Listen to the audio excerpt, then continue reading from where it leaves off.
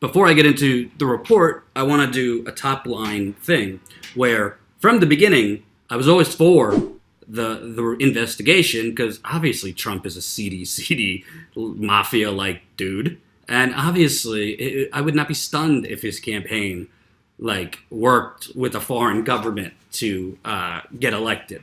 I'd be shocked because I covered the campaign on the campaign trail, and his campaign was basically a bunch of people running with their tails behind their leg, a lot of incompetent people, and a lot of people that weren't competent enough to send out an email on time, much less coordinate or collude with a foreign government. So I was always for the investigation. What I was not for was the unprecedented level of media hysteria and speculation, basically where so-called journalists came to a conclusion and then looked for facts to support that conclusion. I was not for segment after segment, show after show, day after day, week after week, month after month. All this speculation, the walls are closing in on Trump and all this stuff. When Flint still doesn't have clean water, 5 years, we're going back there, Ty, me, and Jen next week to cover the 5-year anniversary and for the premiere of our documentary. When you have pipelines going on all over this country and leaking, when you have black men being executed all over this country and police getting off, when you have gentrification running amok. Gentrification is really code for pushing big business and the donors that are the donors that buy off our politicians, pushing out working people out of their communities so they can't live there anymore. So this is why I was against the 24/7 coverage. Now, with that said, reading the report or skimming the report, I mean, I'm not a lawyer. I don't see how any objective person could look at this report and not conclude that President Trump not just obstructed justice, obliterated justice to the point of multiple instances where he made attempts to obstruct justice. And fortunately for him, the only reason he wasn't successful is because the people he was trying to get to do these illegal things didn't do it, because they basically saved Trump from himself. But that doesn't mean there was an intent on his part, and he wasn't giving direction to obstruct justice. As far as collusion, I mean, I read the collusion part pretty intently. There really was nothing in there.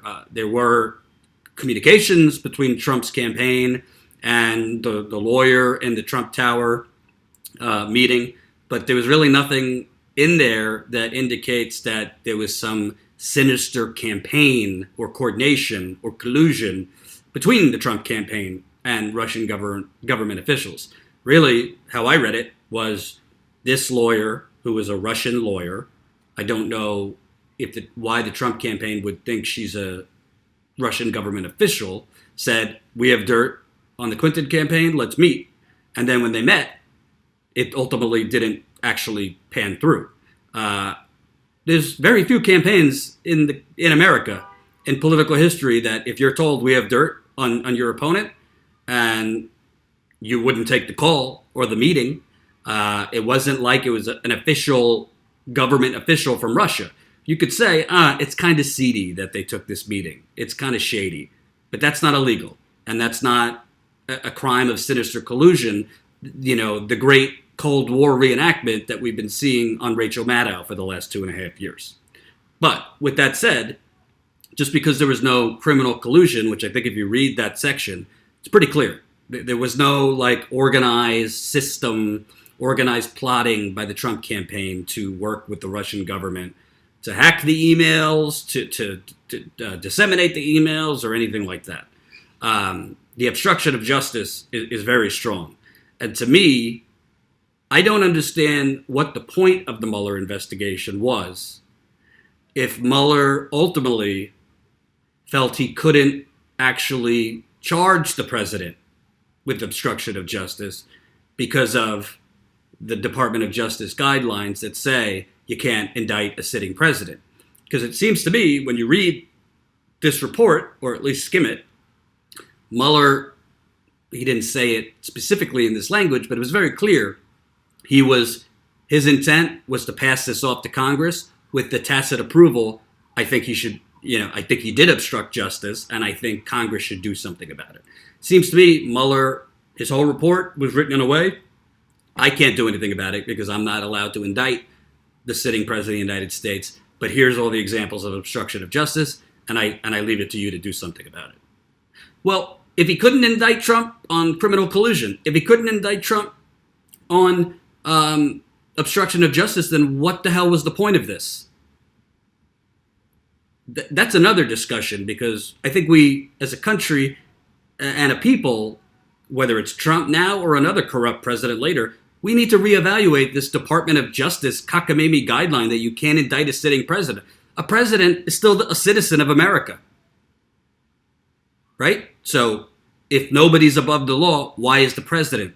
Technically, while he is president, why is he above the law? Because that's what that Department of Justice guideline says. If you can't indict a sitting president, then what is a special prosecutor going to do other than looking for whether crimes were committed and then just punting it to Congress? Well, let's say crimes were committed by Trump. Do you think the Republican Senate is going to ever impeach Trump and risk their behinds? It's not 1973 anymore. The days of like doing what's morally right, where Democrats and Republicans come together to impeach Richard Nixon, who resigned before it got to that, that's not going to happen. So I just don't understand the point.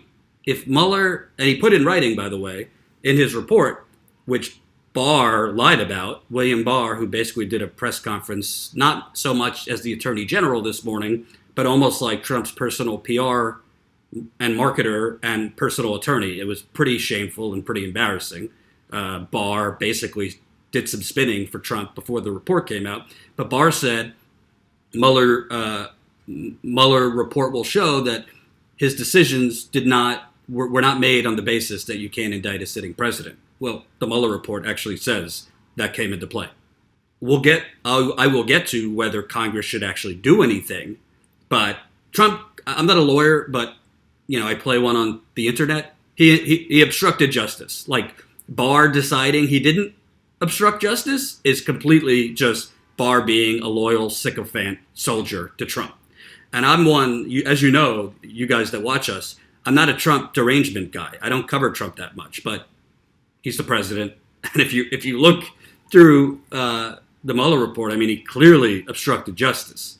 Hope you enjoyed that last video. Hop on over to statuscoup.com, where you can sign up for our email list and become a member for as low as $5 to $10 a month.